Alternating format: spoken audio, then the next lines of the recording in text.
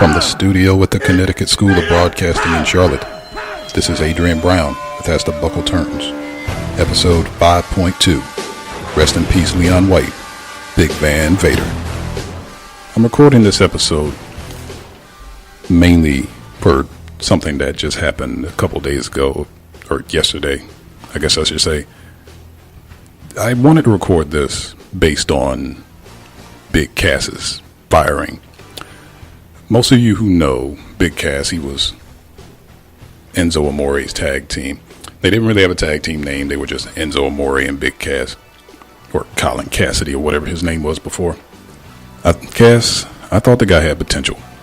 Tall, kind of slight, but still, anytime I have heavyweights, I'm always going to give them more credence than anything.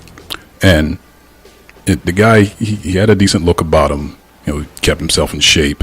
He spoke okay, but he still hadn't truly found himself as a single character after he and his tag team partner had broken up. But the main reason I wanted to record this really quickly was because of something I thought about. Now, the issue, there are numerous videos out there on YouTube. You can probably look them up. Some of them are talking about one of the reasons was he was fired because of his staunch, support of the current president, which doesn't make much sense to me because, he's friends with Vince McMahon, and Vince McMahon's wife freaking works for the guy. So that doesn't make much sense. But there's a couple of other reasons, insider stuff. It depends on if you believe a guy like Meltzer or not. Just go look him up. You'll be able to find him for yourself. But I have an issue sometimes with the feeder system to WWE. And when I see a guy not ask for his release, asking for your release is one thing. But when a guy's just, or a girl's just flat out released from her contract, that's kind of a problem to me. The reason I say that is this. In Major League Baseball, you have a feeder system. It's AAA, AA, single A, in ascending order. And a lot of times what ends up happening in a sport like baseball is, yes, you progress through the ranks, but even when you do make it to the major leagues after AAA, if you're not performing up to the right level that your team may not think you're able to be performing to, you'll get sent back down to AAA to maybe hopefully improve yourself, improve your swing. Maybe you'll work on your mechanics as a pitcher or something like that, and you may even get sent down further if you're still not progressing, but you still have a chance to move your way back up. Or a lot of times, like say, if a star on the major league roster gets injured, sometimes you will see that star get sent back down to even say AA for a rehab stint. You'll get them some swings in, get them some innings in against the low, just to get some motion about them, just to get themselves back in the rhythm of things. And the reason I bring that up is this. There's sometimes when I see these talents just completely released from their contract that they've signed, thinking they're going to have a set amount of time to work. I'm like, well, you got this feeder system, supposedly. That's what it was supposed to be used for in NXT.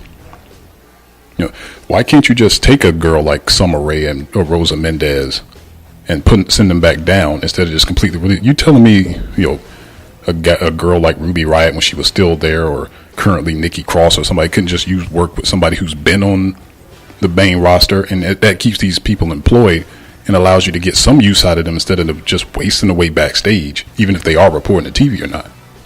That just doesn't make much sense to me. A guy like Swagger who asked for his release, sure, that's not going to work with him, but say a guy like Simon Gotch. Okay, supposedly he was hard to work with, but why not just send him back down to NXT? Change his gimmick to like his character was like an old school strongman. Just put him in some old school prison stripes and make it seem like he's in jail back in the quote minor leagues, and refresh his character. Maybe that'll refresh him as a person and make him work differently. You see what I'm saying? Use what you got. It just makes no sense to me that you've got a feeder system and you're not using it exactly like most pro leagues will use theirs for. You get what I'm saying? Because we know what's happened. NXT has become this monolith that's just become this amoeba that keeps expanding, and it's just absorbing all these myopic fans, and Triple H, his ego project, has just become this out of control monster, and it's completely, put this way, the monster has risen up from the table, and I don't even think Vince McMahon realizes what's happening down there and how much this is going to become a virus that's going to infect his entire product. I mean, UK championships and cruiserweight classics, and NXT UK now, and pretty soon it's probably going to be NXT Japan. I mean, you can already see it coming. I mean, be prepared for it, folks. It's coming. And here's the thing: when I said this before, I know I rag on NXT a lot, but I had no issue with it initially when it was doing what it was supposed to do: train and develop stars for the future. When there weren't any bells and whistles on it, when it was just like guys and girls coming out there, just generic theme music, getting some match work in, developing themselves, preparing themselves to be on television, working on their character, working on their match style, and improving their timing and technique. That's what it was supposed to be. But the more it's progressed into this, like, the future is now movement, when Triple H signed to NXT 5, Neville, Balor, Zayn, Owens, Itami, and when that movement started, it's just become this indie spot fest. And again, I have nothing against the indies, but that's not the brand, that's not the model that a worldwide brand should be following. And it's just, when it started transforming into what it is now, it just kept turning me off. And the more these people permeate the roster, it's even killing the ratings even more, because it's not doing what it was intended to do. I know I start sounding like a broken record when I bring these things up, but this is exactly what I mean. When something doesn't do what it's intended to do, it's a failure. And I don't care how many arenas they sell out. I really don't. I mean, I don't care how many people in these dirt sheets constantly put it over. I'm looking at you, Alvarez, Mr. the best first run weekly show in all the television, a show that's not even on television. See how idiotic these people sound sometimes? My God. I mean, I really just don't get it. The shows are pre-taped. I mean, they're spoiled majority of the time. I understand you don't get to see them actual matches when they happen, when they're spoiled, but still, it's pre-taped, and most of the time what happens a week ahead of time. I mean, but you can still continue to put it over. That's on you. But don't try and tell me just because it's selling out to this hardcore fan base that they've got locked in, who come in and ruin the shows for everybody else, that is the best thing ever. I mean, I was watching the recent takeover today, just attempting to, and I could only watch it with the sound on mute. That's it. I cannot watch. I just can't take that crowd. I just can't. I mean, I appreciate their enthusiasm. I appreciate their excitement. But when you try to make yourself the star as a crowd participant, that's just a problem. And most of the time, people don't even understand. The biggest star in NXT is not even the champions most of the time. The biggest star is not even Triple H or his wife, who happens to be a babyface in NXT because she's Triple H's wife. The biggest star in NXT is NXT itself, the brand. Because a lot of times you don't even hear them chanting the person's name. They'll start chanting NXT. The brand itself has just become something that's been impossible to deal with. And I know I got a little off track with what I was saying, but I get into a little bit of rant mode sometimes when I talk about that, because I enjoyed it initially. I really did. But the more and more it started losing its way, I just couldn't take it anymore.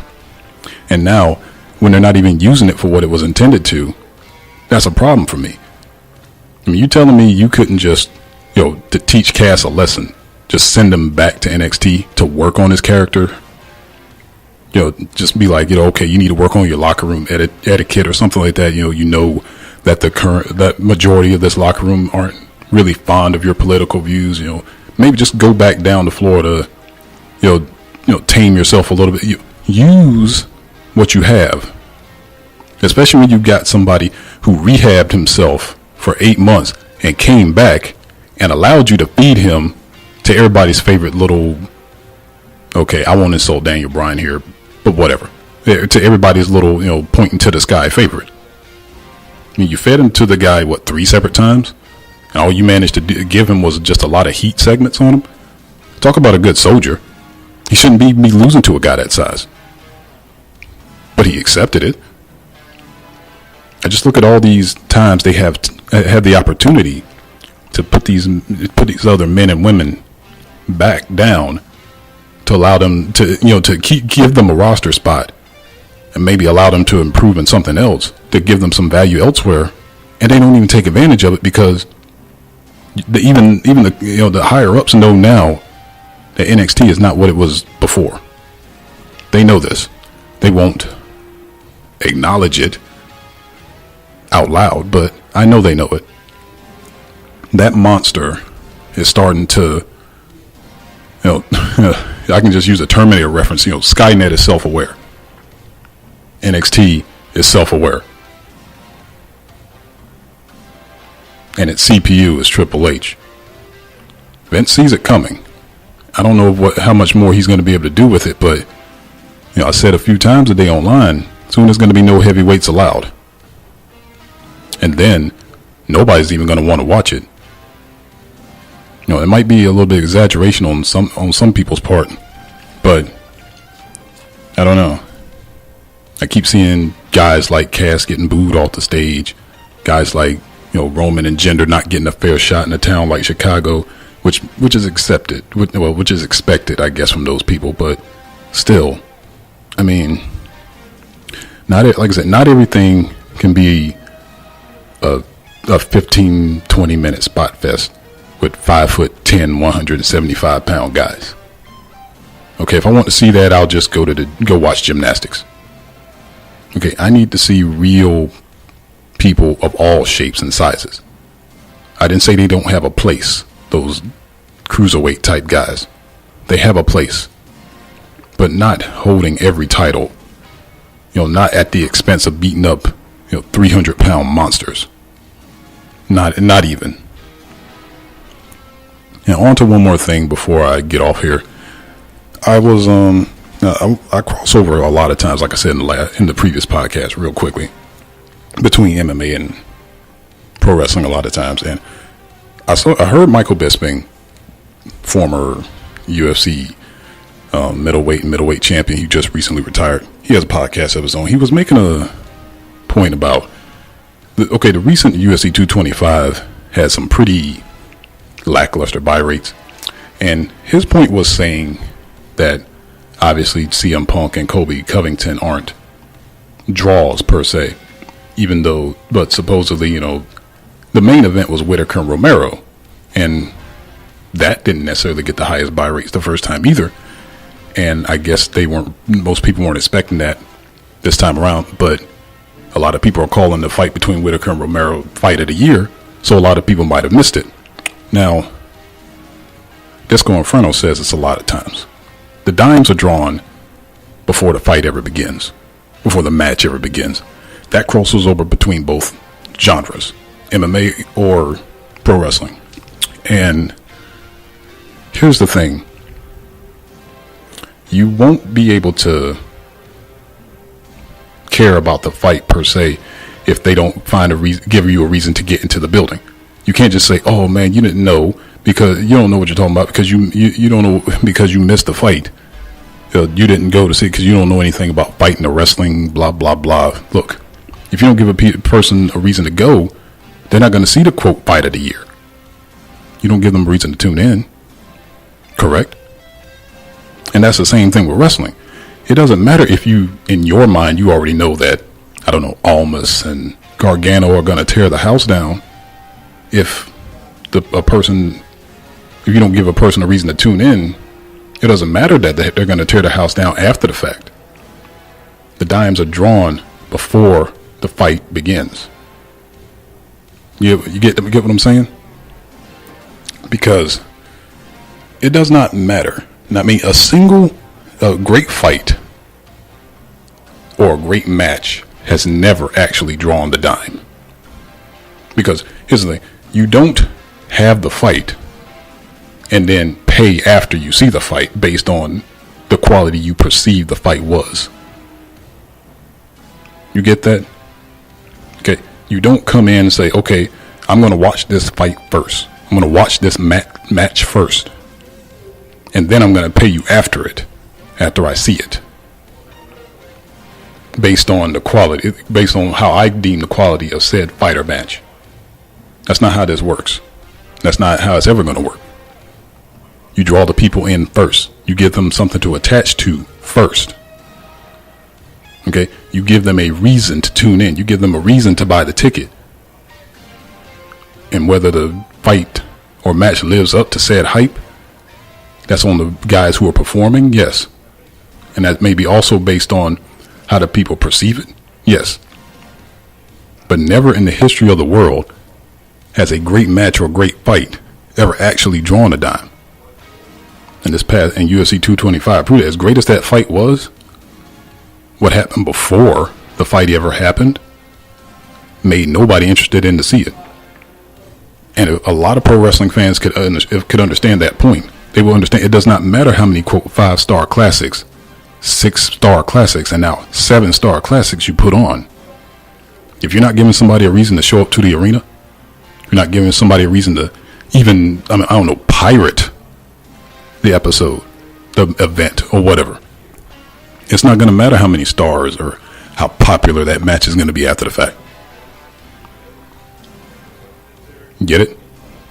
That's something that's not going to be understood for a while until a lot of people get it. Anyway, that's a quick episode. Just a little bit of an update. And I'll be back again to record a longer episode this weekend. So please stick around. This ain't going to be the end of it. So until next time, this is Adrian Brown. It's As the Buckle Turns.